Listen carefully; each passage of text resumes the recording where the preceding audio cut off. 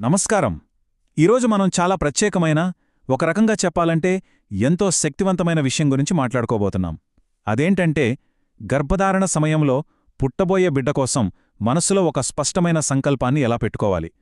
ఈ అద్భుతమైన ప్రయాణంలో తల్లి ఆలోచనలు బిడ్డను ఎంతలా ప్రభావితం చేస్తాయో వివరంగా తెలుసుకుందాం. ఈ ఒక్క వాక్యం చాలు. దీని వెనుక ఎంత లోతైన అర్థముందో ఆలోచించండి. గర్భధారణ అంటే కేవలం శారీరకంగా జరిగే ప్రక్రియ మాత్రమే కాదు. అదొక మానసిక, ఆధ్యాత్మిక బంధం అన్నమాట. తల్లి అనుభవించే ప్రతి ఫీలింగ్, ఆలోచించే ప్రతి ఆలోచన గర్భంలో పెరుగుతున్న బిడ్డకు చేరిపోతుంది. అవే వారికి మొదటి పాఠాలు. ఇదే మన ఇవాల్టి విశ్లేషణకు పునాది. సరే, మరి ఈ విషయంలోకి ఇంకొంచెం లోతుగా వెళ్దాం. అసలు ఈ శిశు సంకల్పం అంటే ఏంటి? గర్భధారణ సమయంలోనే దీనికి ఎందుకంత ప్రాధాన్యత? ముందుగా ఈ విషయాలు పరిశీలిద్దాం. శిశు సంకల్పం అంటే సింపుల్గా ఏదో కావాలని కోరుకోవడం కాదు.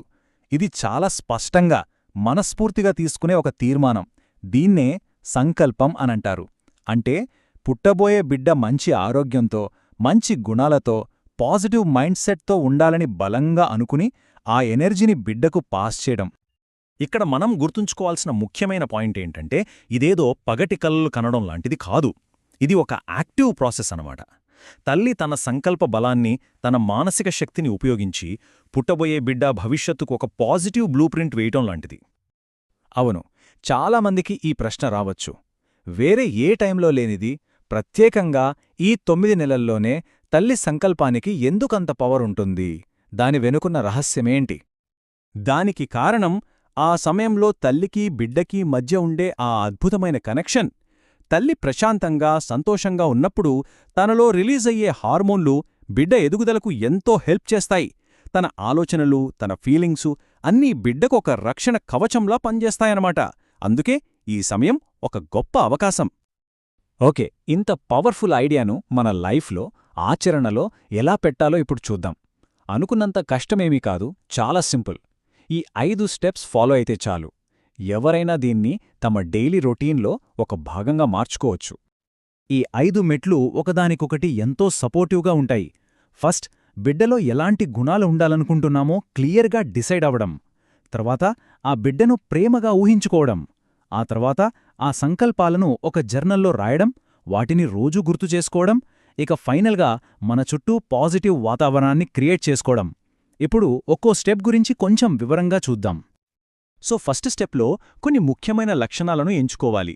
ఉదాహరణకు బిడ్డ మంచి ఆరోగ్యంతో ఉండాలి, ధైర్యంగా ఉండాలి, ఇతరుల పట్ల దయ, కరుణ కలిగి ఉండాలి, క్రియేటివ్గా ఆలోచించాలి.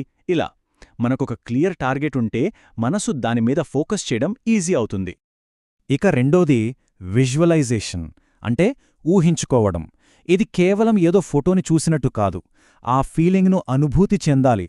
కళ్ళు మూసుకుని గర్భంలో ఉన్న బిడ్డ నవ్వుతూ, ఆరోగ్యంగా, చురుగ్గా, ఒక కాంతిలా వెలిగిపోతున్నట్టు ఫీలవ్వాలి. ఆ పాజిటివ్ ఫీలింగ్ నేరుగా బిడ్డకు చేరుతుంది. మూడో స్టెప్ జర్నలింగ్. మనసులో ఉన్న సంకల్పాన్ని కాగితం మీద పెట్టడం వల్ల అది మరింత పవర్ఫుల్గా మారుతుంది. మన ఆలోచనకు ఒక ఫిజికల్ ఫామ్ ఇచ్చినట్టు అవుతుంది. నా బిడ్డ ప్రశాంతంగా, ఆనందంగా ఉంది లాంటి చిన్న చిన్న వాక్యాలు రాసుకోవడం మన కమిట్మెంట్ను పెంచుతుంది. నాలుగోది అఫర్మేషన్స్, అంటే ధృవీకరణలు. రోజూ ప్రశాంతంగా కూర్చుని ఈ స్లైడ్లో ఉన్నలాంటి వాక్యాలను నెమ్మదిగా, ప్రేమగా మనసులో అనుకోవాలి. ఇలా పదే పదే అనుకోవడం వల్ల ఈ పాజిటివ్ మెసేజులు మన సబ్కాన్షియస్ మైండ్లో బలంగా రిజిస్టర్ అయిపోతాయి. మన ప్రవర్తనను, ఎనర్జీని ప్రభావితం చేస్తాయి. ఇక చివరిగా 5వ స్టెప్ వాతావరణం. మన లోపల మనం చేస్తున్న ఈ ప్రయత్నానికి బయటి వాతావరణం కూడా సపోర్ట్ చెయ్యాలి కదా. ప్రశాంతమైన సంగీతం వినడం, మంచి పుస్తకాలు చదవడం, ప్రకృతిలో కాసేపు నడవడం, ఇవన్నీ తల్లి మనసును ప్రశాంతంగా ఉంచుతాయి. ఆ ప్రశాంతతే బిడ్డకు మనమిచ్చే అతిపెద్ద గిఫ్ట్. మరి ఈ 5 స్టెప్స్ని మన బిజీ లైఫ్లో సింపుల్గా ఎలా భాగం చేసుకోవాలి? దీనికోసం గంటల తరబడి సమయం కేటాయించాల్సిన అవసరం లేదు. జస్ట్ రోజులో కొన్ని నిమిషాల పాటు చేసే చిన్న చిన్న పనులు చాలు. చూడండి, చాలా సింపుల్. ఉదయం లేవగానే ఒక 2 నిమిషాలు దీపం వెలిగించి పుట్టబోయే బిడ్డకు మంచి జరగాలని కోరుకోవటం. అలాగే రాత్రి పడుకునే ముందు కడుపుమీద చేయి పెట్టుకుని, నువ్వు మాకు దొరికిన ఒక వరం, నీ జీవితం ఆనందంగా ఉండాలి అని ప్రేమగా మాట్లాడతాం. ఈ చిన్న పనులే 9 నెలలు కొనసాగిస్తే వాటి ఇంపాక్ట్ చాలా పెద్దగా ఉంటుంది. సో ఫైనల్గా మనం గుర్తుంచుకోవాల్సిన సారాంశం ఇదే.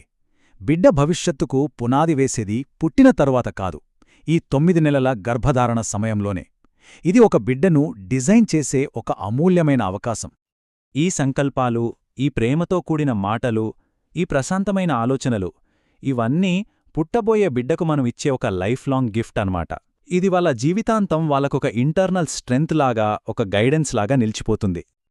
ఇక ముగించే ముందు ఈ ప్రశ్నతో వదిలేస్తున్నాను. ఆస్తులు, వస్తువులు కాదు, ఒక బిడ్డకు వాళ్ల జీవితాంతం తోడుండేలా మనం ఇవ్వగలిగే శాశ్వతమైన బహుమతి ఏంటి? బహుశా ఆ ప్రయాణం ఇక్కడే, ఈ క్షణం నుంచే మొదలవుతుందేమో. ఆలోచించండి.